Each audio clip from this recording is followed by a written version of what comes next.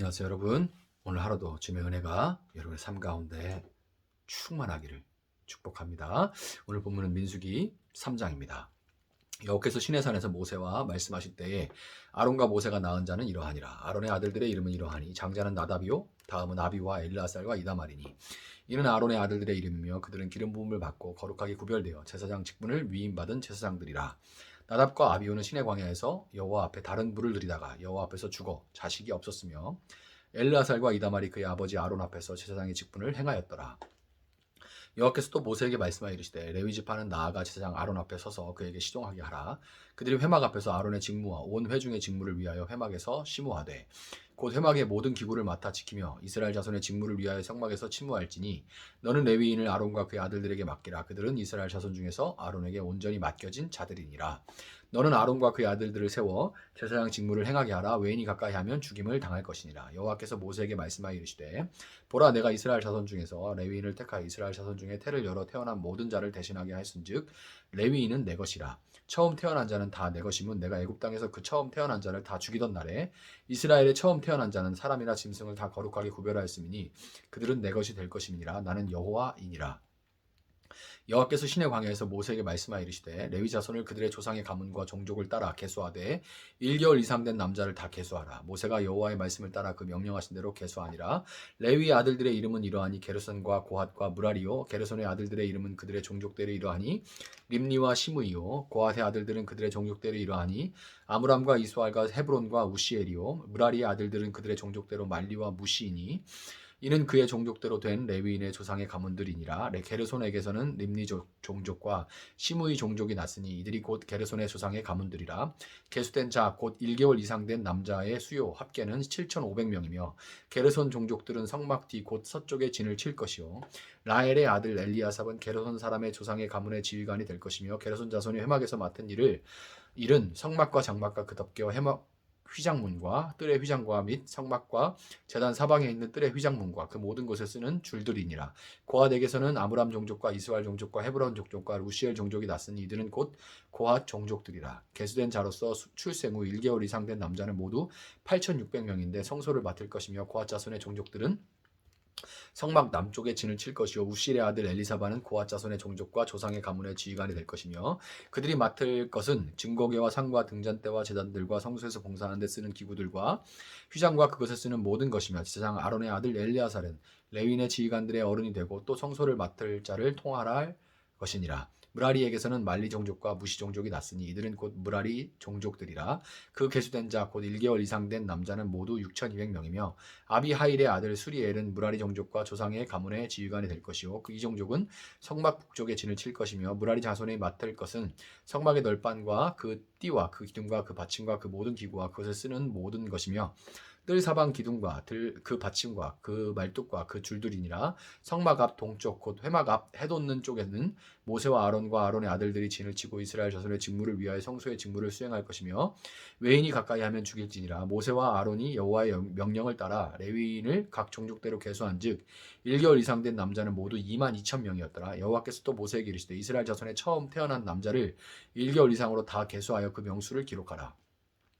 나는 여호와라. 이스라엘 자손 중 모든 처음 태어난 자 대신에 레위인을 내게 돌리고 또 이스라엘 자손의 가축 중 모든 처음 태어난 것 대신에 레위인의 가축을 내게 돌리라. 모세가 여호와께서 자기에게 명령하신 대로 이스라엘 자손 중 모든 처음 태어난 자를 계수하니 1개월 이상으로 계수된 처음 태어난 남자의 총계가 22,273명이었더라.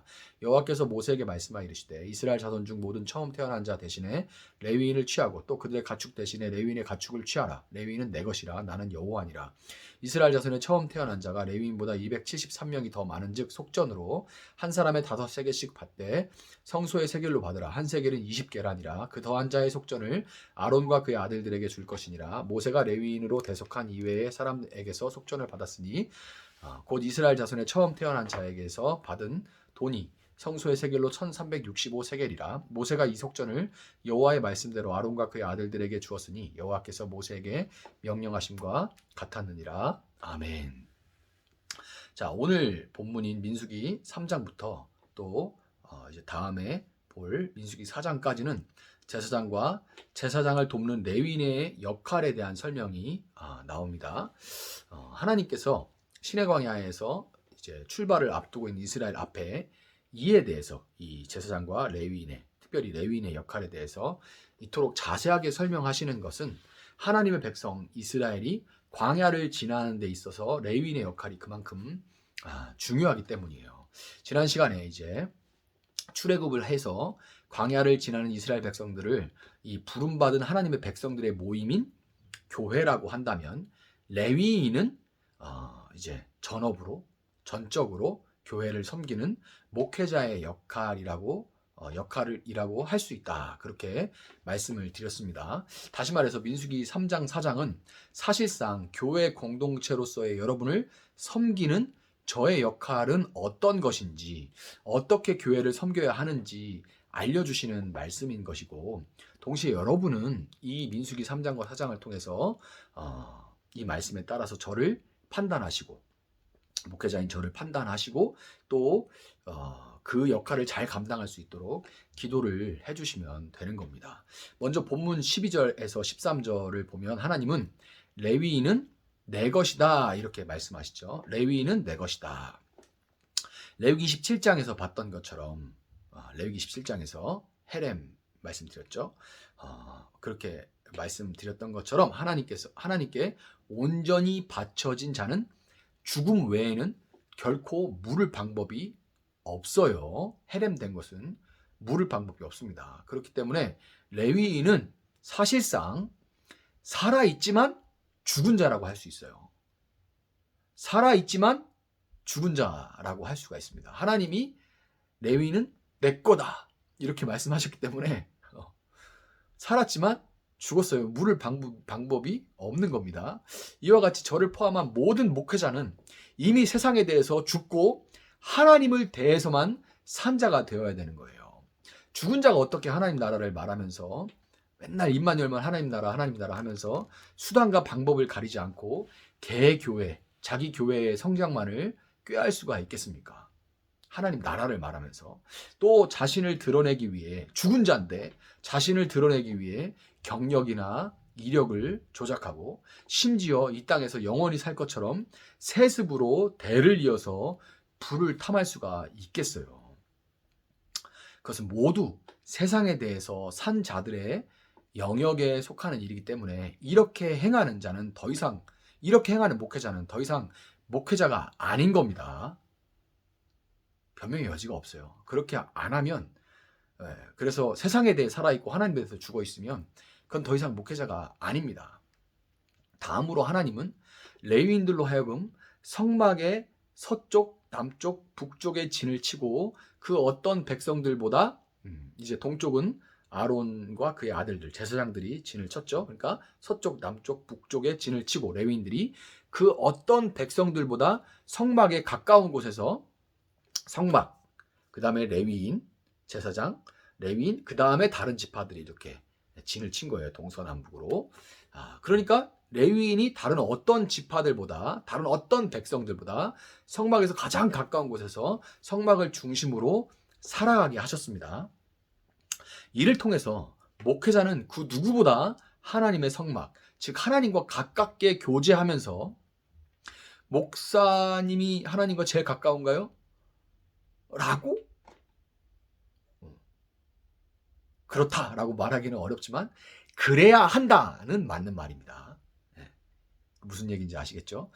하나님과 가장 가깝게 교제하면서 하나님의 율법과 말씀을 중심으로 살아가야만 하는 것이 바로 목회자인 거예요. 자, 민수기 2장을 보면 모든 지파가 성막을 중심으로 방위에 따라서 세 지파씩 진을 치거나 또 때로는 행진을 했다는 것을 우리가 지난 시간에 봤는데요.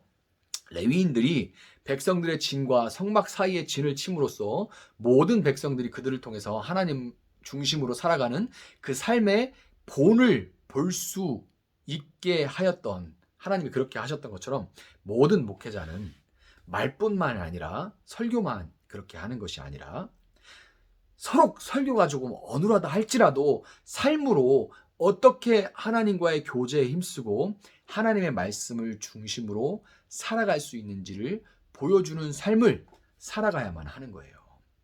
삶은 개판인데 설교는 꿀이 뚝뚝 떨어지면 그거는 악에 악을 쌓는 겁니다. 어떤 분들 그렇게 말해요.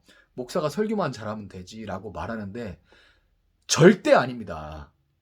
절대 아니. 설교는 기본으로 어느 정도는 참 제가 못해가지고 그런데 어느 정도 기본으로 해야 되지만 그러나 목회자는 설교가 서로 어느라도 할지라도 삶으로 애를 쓰는 삶을 살아야 돼요. 내가 말한 것을 다 지키진 못해도 내가 설교한 만큼은 살아내기 위해서 몸부림을 하면서 살아가는 모습을 성도들에게 보이면서 살아가야 될 의무가 있는 자들입니다. 그런 노력조차 전혀 하지 않으면서 설교는 정말 잘하면 그는 못 사는데 설교도 못하는 사람보다 더 나쁜 거예요. 마지막으로 40절부터 51절에서 하나님은 이스라엘의 모든 장남의 숫자만큼 레위인으로 대체하게 하시고 레위인의 숫자가 273명이 부족하니까 그 부족분을 각 지파별로 이제 속전으로 내도록까지 하십니다. 지파별로 부족한 숫자만큼 아마 이제 n분의 1로 나눠가지고 그 속전의 양을 정해서 함께 모아서 냈겠죠. 자, 그렇게 하세요. 이 속전으로 번역된 원어가 파다인데요. 이 파다가 남의 소유가 된 자를 값을 치러서 자유롭게 하다라는 의미를 가지고 있어요. 이것을 생각해 볼 때 레위인은 이스라엘 백성의 자유를 위해서 하나님께 값으로 치러진 존재라는 것을 알 수가 있습니다. 레위인은 그런 존재예요. 이것은 모든 목회자는 하나님의 백성인 성도들이 자유로운 일상을 누리는 가운데 하나님을 중심으로 살아갈 수 있도록 성소에서 그들을 위해 기도하기를 쉬지 않도록 값으로 치름을 받았으며 하나님은 273명까지 꼼꼼하게 챙기실 정도로 철저하게 당신의 백성 중 단 한 명도 목회자의 기도에서 빠지지 않기를 원하신다는 것을 반드시 기억해야 돼요. 그래서 사무엘이 나중에 하나님 앞에서 그렇게 말하죠. 내가 백성들을 위해서 기도하기를 쉬는 죄를 범치 아니하였으며 이렇게 사무엘이 말을 해요. 기도하는 것을 쉬는 것을 죄라고 얘기할 정도죠. 왜냐하면 하나님은 273명까지 꼼꼼하게 다 챙기실 정도로 모든 백성들의 이름이 언급되며 그들을 위해서 이들이 기도하기를 하나님 앞에 원하시는 거예요. 여러분, 목회자를 이제 흔히들 이제 주의 종이다 이렇게 얘기를 하죠. 주의 종. 그런데 이게 주의 종 말 그대로 주의 종은 결코 주의 자녀들인 지파들, 이스라엘 백성들, 여러분들보다 높지 않습니다. 종이 높아요. 자녀가 높아요. 자녀가 높죠. 높은 게 절대 이 목회자가 물론 요즘은 이제 그런 게 많이 죽었습니다. 권위주의적인 어떤 그런 목회자는 드물죠. 그런데 아직도 많이 남아있어요. 교회가 크면 목사님도 엄청 커지고 교회가 작으면 쉽게 대하고 뭐 이런 것들 참 많이 볼 수 있는데 그런데 크나 작으나 어쨌든 주의 종은 주의 자녀보다는 작습니다. 높지 않아요. 그리고 종으로서 자녀된 하나님의 자녀들을 섬기는 직분을 주의 종은 가지고 있는 것뿐이에요. 이런 목회자의 역할에 대해서 하나님은 그들로 이스라엘의 맏아들 구실을 하도록 하시겠다 이렇게 말씀을 하십니다. 다른 어떤 것도 아닌 바로 이 말씀만이 목회자의 유일한 위로가 되고 소망이 돼야 되는 거예요. 맏아들이라는 것은 자녀들을 대표해서 부모를 모시는 역할을 맡지만 그만큼 그들에게는 다른 형제들에 비해 두 몫의 상속이 주어지는 겁니다. 하나님은 레위인에게는 기업이 없지만 내가 그들의 기업이다 이렇게 말씀을 하십니다. 내가 그들의 기업이다. 레위인의 역할, 이 목회자의 직분을 잘 감당한 자에게는 하나님께서 당신의 나라가 임했을 때 분명하게 두 몫의 상급을 베풀어 주실 것입니다. 이 소망을 잃어버리면, 그래서 다른 데에 소망을 두기 시작하면 목회자는 조금 잃는 것이 아니라 전부를 잃게 되는 거예요. 조금 잃은 것이 아니라 전부를 잃게 되는 겁니다. 여러분, 그렇기 때문에 여러분 저를 그런 분도 없겠지만 어렵게 생각하시거나 또는 아이고 우리 목사님 뭐 이런 그런 분도 없겠지만 불쌍하게 여길 필요가 없습니다. 어렵게 여긴다거나 불쌍하게 여길 필요가 없어요. 저에게는 여러분이 알지 못하는 기쁨과 소망이 있기 때문입니다. 저는 이 소망을 붙들고 평생에 한눈을 팔지 않고 교회와 하나님의 자녀가 된 여러분을 종으로서 기쁨으로 섬길 것입니다. 여러분 역시 레위인을 통해 하나님 중심의 삶을 배우고 자유로운 여러분들의 일상 중에도 말씀을 따라 살아가는 거룩한 하나님의 백성으로서 저와 같은 목회자가 끝까지 세상에 대해서 살아나지 않고 오직 하늘의 상급을 바라며 살 수 있도록 기도해 주시고, 또 저와 함께 광야와 같은 인생길을 하나님의 움직이는 교회로 살아갈 수 있기를 예수님의 이름으로 축복합니다. 자, 한번 기도하겠습니다. 사랑하시는 하나님, 감사합니다. 오늘 레위인의 역할에 대한 말씀을 통하여서 저에게 다시금 저를 부르신 소망에 대해서 알게 해주시니 감사합니다. 얼마나 놀라운 소명인지 생각할 때마다 참으로 감사하고 감격할 수밖에 없음을 고백합니다. 때로는 외롭고 힘든 길이기는 하지만은, 그러나 하나님 이 길의 끝에서 두 팔 벌려 맞아주시고 두 몫을 상급으로 주실 주님, 그 나라를 꿈꾸며 평생에 절대로 세상의 것에 살아나지 않게 주님 도와주시고, 주님께서 당신의 자녀들을 너무너무 사랑하시듯이 맡겨주신 자녀들을 종으로서 끝까지 섬겨 이들이 역시 광야에서 다른 곳으로 가지 않고 주님을 따라 정말 가나안 땅으로 가서 그 땅을 하나님의 나라로 만들어가는 그 소명을, 그 사명을 능히 감당해낼 수 있는 하나님의 자녀의 군대로 설 수 있게 하나님 도와주시기를 원합니다. 우리가 함께 힘을 내어 이 광야길을 지나갈 수 있게 하시고 하나님 말씀 끝까지 붙들고 살아갈 수 있도록 하나님 함께하여 주시옵소서. 감사하며 예수님의 이름으로 기도합니다. 아멘. 오늘 주신 말씀 붙들고 계속해서 기도합니다.